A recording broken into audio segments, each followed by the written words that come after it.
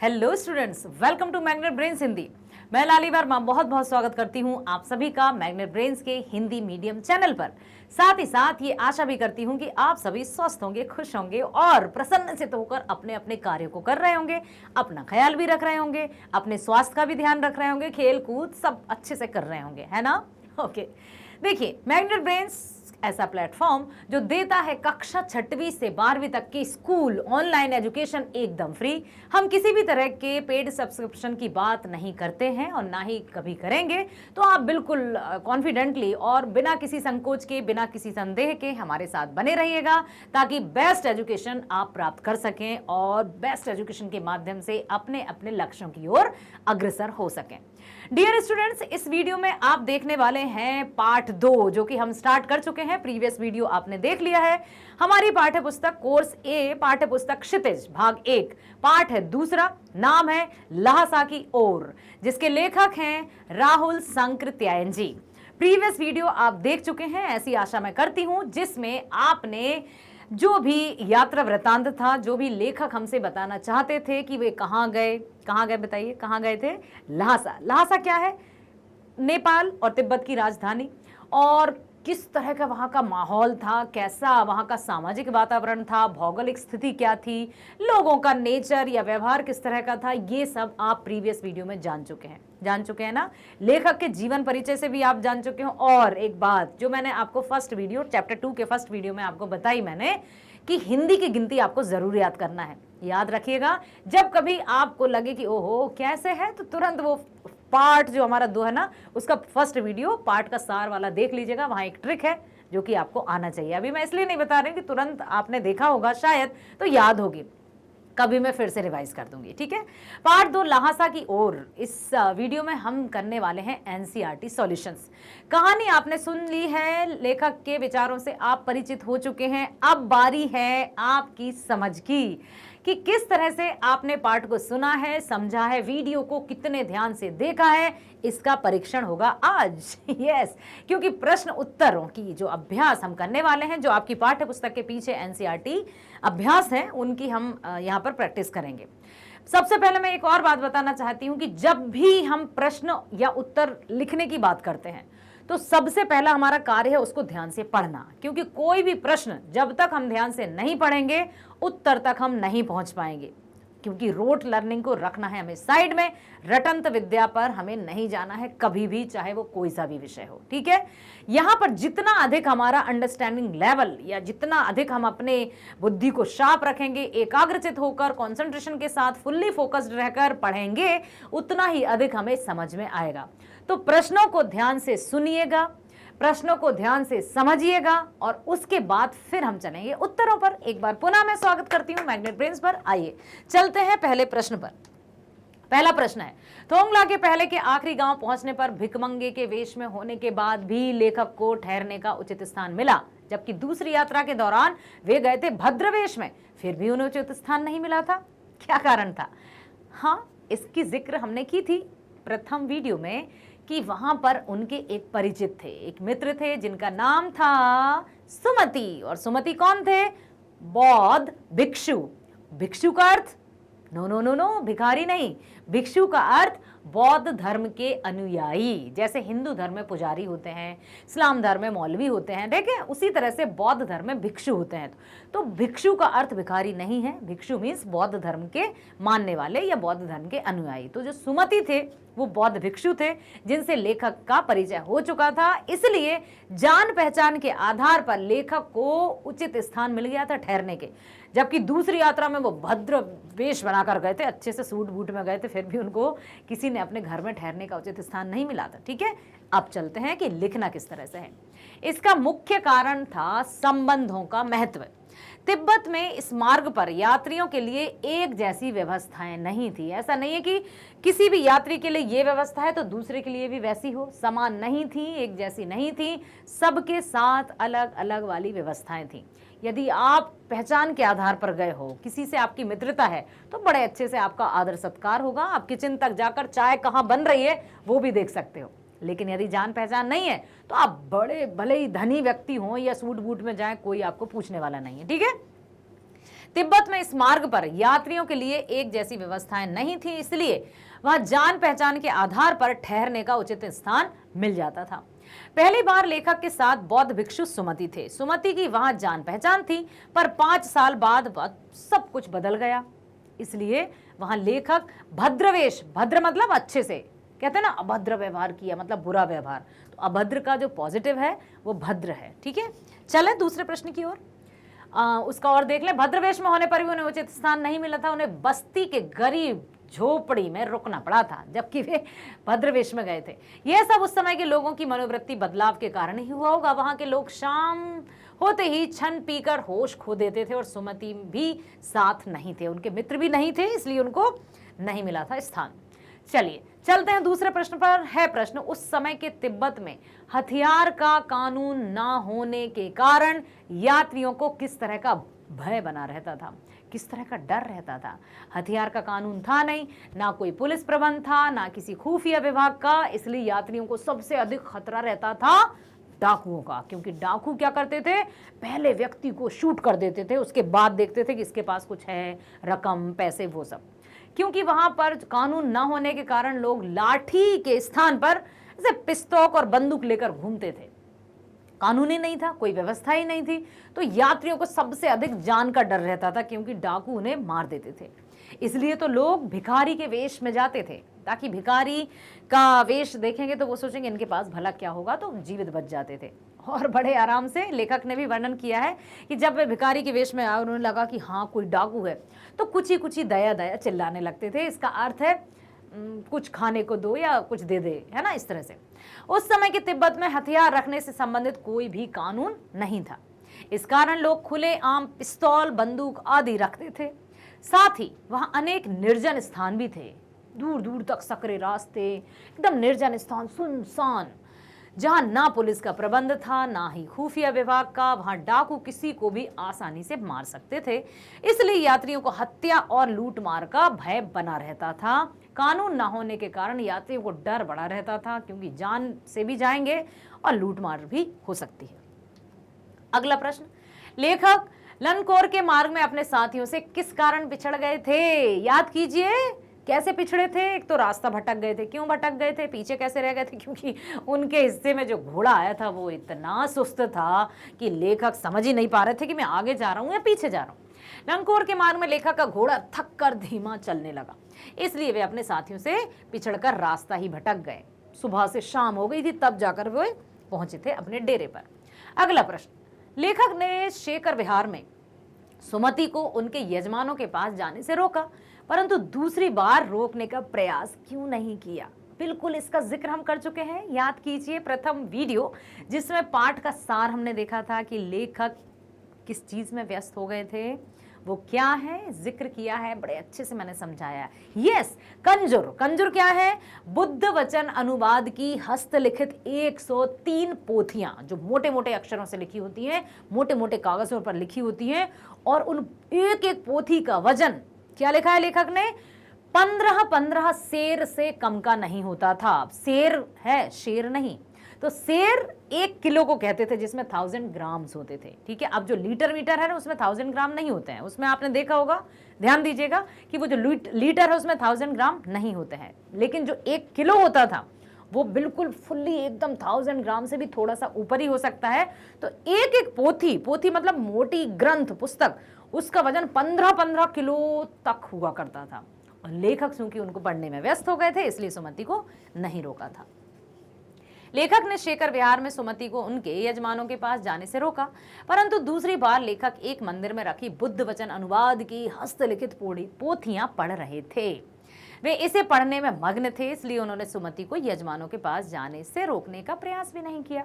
जबकि पहली बार वे सिर्फ घूम रहे थे या यहाँ वहाँ की यात्रा कर रहे थे, तो उन्होंने कहा मत जाओ ना मित्र, मुझे एक तो यहाँ के रास्ते कुछ नहीं पता, जो तुम्हें यजमानों से धनराशि प्राप्त होगी मैं तुम्हें दे देता हूँ। रोक लिया था, लेकिन दूसरी बार वे व्यस्त हो गए थे। अगला प्रश्न, अपनी यात्रा के दौरान लेखक को किन कठिनाइयों का सामना करना पड़ा? सबसे बड़ी कठिनाई तो ये थी कि लेखक को भिखारी के वेश में यात्रा करनी पड़ी थी। और देखते हैं कि उस समय भारतीयों को तिब्बत यात्रा की अनुमति नहीं थी, इसलिए उन्हें भिखमंगे के रूप में यात्रा करनी पड़ी। चोरी के डर से भिखमंगों को वहां के लोग घर में घुसने नहीं देते थे। इसी कारण लेखक को भी ठहरने के स्थान को लेकर कठिनाई का सामना करना पड़ा था। डांडा, थोंगला जैसी खतरनाक जगह को पार करना पड़ा था। खतरनाक जगह वाकई में खतरनाक लग रही, क्योंकि उनके नाम ही खतरनाक लग रहे हैं। आप गए हैं नेपाल? आप गए हो तो मुझे बताइएगा वहां का वातावरण कैसा है, वहां के रास्ते अब कैसे हैं। पहले की बात अलग थी, क्या अब परिवर्तित हो गए हैं? प्लीज मुझे बताइएगा, शेयर जरूर कीजिएगा कि हाँ ये सिक्किम में या तिब्बत में अब ये बदलाव आ गए हैं, तुम कमेंट बॉक्स में लिखिएगा। लनकोर का रास्ता तय करते समय रास्ता भटक जाने के कारण वे अपने साथियों से भी बिछड़ गए थे। तो क्या करना है, सबसे पहले हम देखेंगे कि लेखक को भिखमंगे के वेश में यात्रा करनी पड़ी थी और भिखमंगे के कारण लोग उन्हें घर में नहीं घुसने दे रहे थे, लेकिन सुमति की जान पहचान के कारण ही उन्हें सिर्फ ठहरने का उचित स्थान मिला। फिर है खतरनाक जगहों को पार करना था। रास्ता तय करते समय वे भटक गए थे और अपने साथियों से भी बिछड़ गए थे, पीछे भी रह गए थे। ठीक है, अगला प्रश्न, प्रस्तुत यात्रा वृतांत के आधार पर बताइए कि उस समय का तिब्बती समाज कैसा था। अब बताना है समाज की उस समय का समाज कैसा था। उस समय का समाज तो आधुनिक विचारों वाला था एकदम। ठीक है, उस समय तिब्बती समाज में छुआछूत, जाति पाति आदि कुप्रथाएं नहीं थी। गजब है, लेकिन रियली उस समय 1893 से 1963 के बीच में कोई जाति पाति भेदभाव नहीं था, जबकि तब तो जातिवाद एकदम मुंह बाए खड़ी रहती थी, ऐसी कुप्रथाएं लेकिन वहां नहीं थी। औरतें पर्दा नहीं करती थी। कोई अपरिचित व्यक्ति भी किसी के घर में अंदर तक जा सकता था, परंतु भिखमंगों को लोग चोरी के डर से घर में घुसने नहीं देते थे। मैं अब पुस्तकों के भीतर था। नीचे दिए गए विकल्पों में से कौन सा वाक्य अर्थ बतलाता है? क्या लेखक पुस्तकें पढ़ने में रम गया, लेखक पुस्तकों की शेल्फ के भीतर चले गए थे, या फिर लेखक के चारों ओर पुस्तकें ही पुस्तकें थी, पुस्तक में लेखक का परिचय और चित्र छपा था? क्या लगता है आपको कि मैं अब पुस्तकों के भीतर था, इसका अर्थ क्या है? लेखक पुस्तकें पढ़ने में रम गए थे। रम गए थे मतलब पूरी तरह से लीन हो गए थे, इसलिए उन्होंने लिखा है कि लेखक पुस्तकों के भीतर था। सुमति के यजमान और अन्य परिचित लोग लगभग हर गांव में मिले।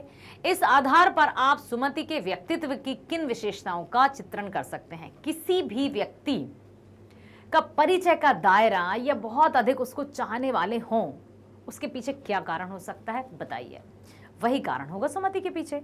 देखिए, किसी भी व्यक्ति को जब चाहने वालों की संख्या में दिन दूनी रात चौगनी प्रगति होने लगे, इट मीन्स समझ लेना चाहिए कि वो व्यक्ति कुछ तो डिफरेंट है, उसमें कुछ तो बात है, उसमें कुछ तो कमाल है, उसका व्यवहार सबसे अलग है, उसमें मतलब वो अपने गुणों को, अपने व्यवहार को, अपने चरित्र को इतने अच्छे से मांझ कर रखता है कि लोग उसकी तरफ आकर्षित होते हैं।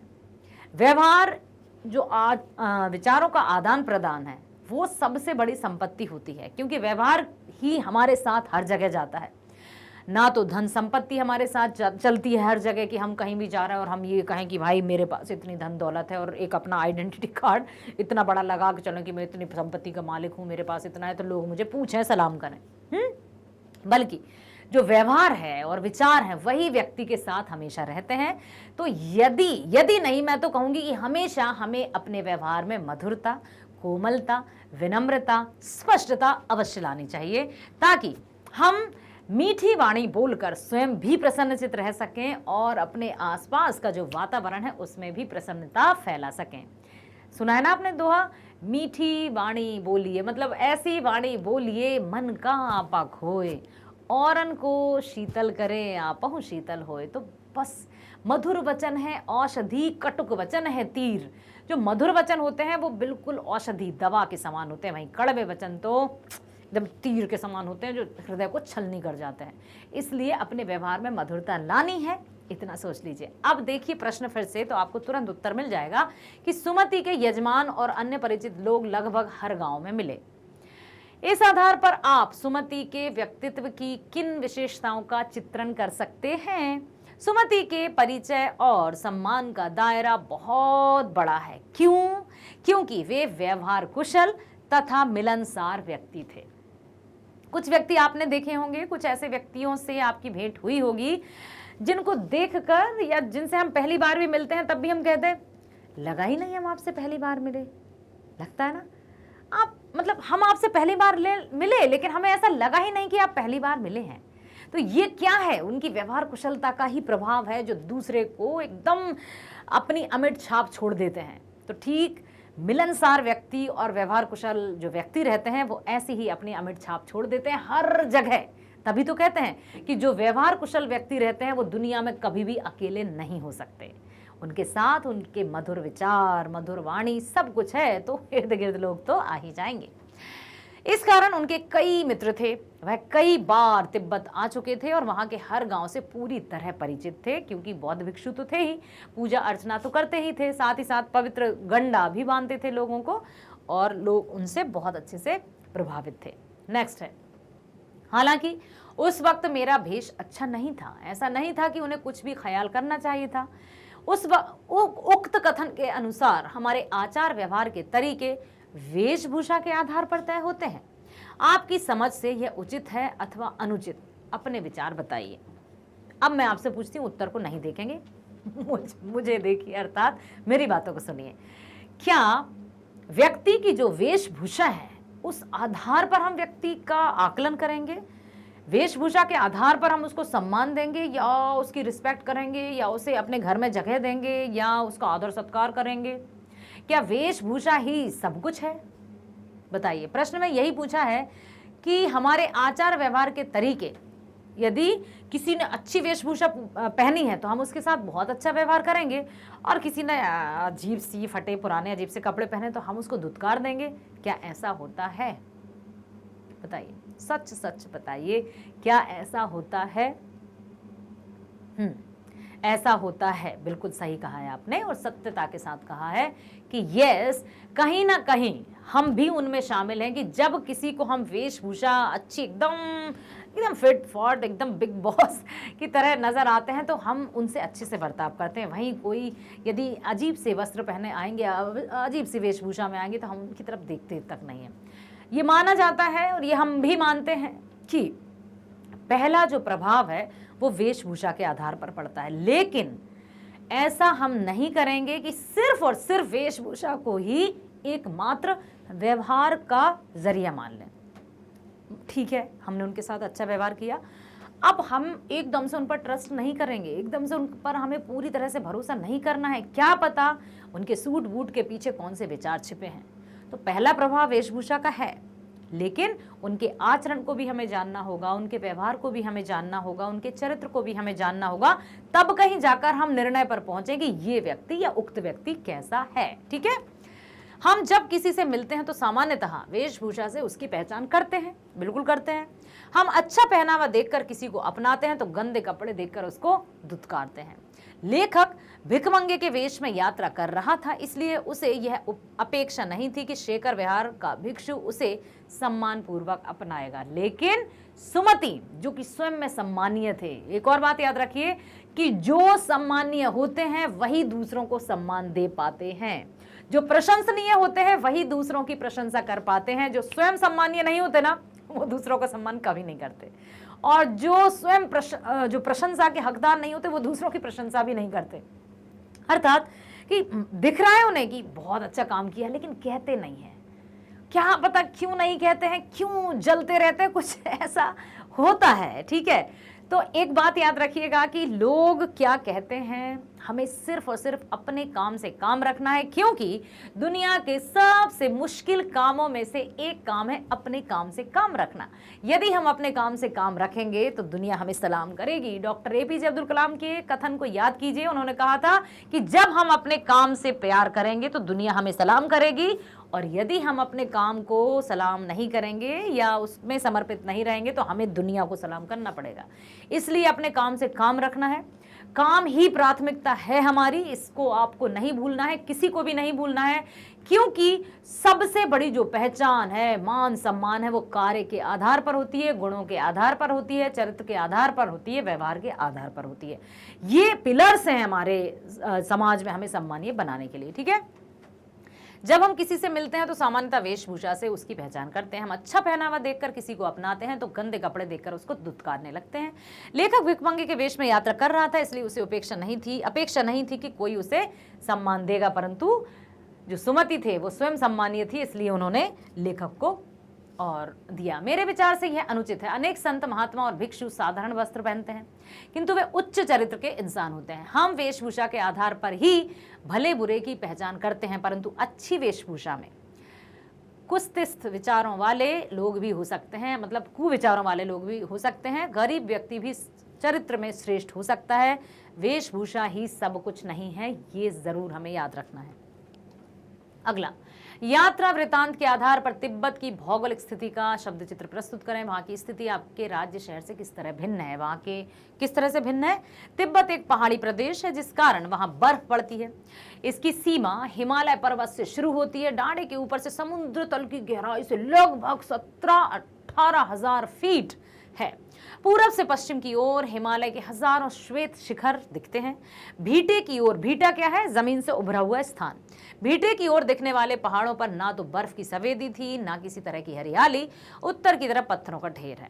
ठीक है, और बात की गई है कि अपने शहर से किस प्रकार भिन्न है, तो आपको बताना है कि आपके शहर से इस पार्ट में किस तरह से अंतर बताया गया है। अगला, आपने भी किसी स्थान की यात्रा अवश्य की होगी। यात्रा के दौरान अनुभवों को प्रस्तुत करना है। ये आप बताएंगे कि आपने जहां की यात्रा की थी उसमें आपके क्या अनुभव है। अगला प्रश्न है, यात्रा वृत्तांत गद्य साहित्य की एक विधा है।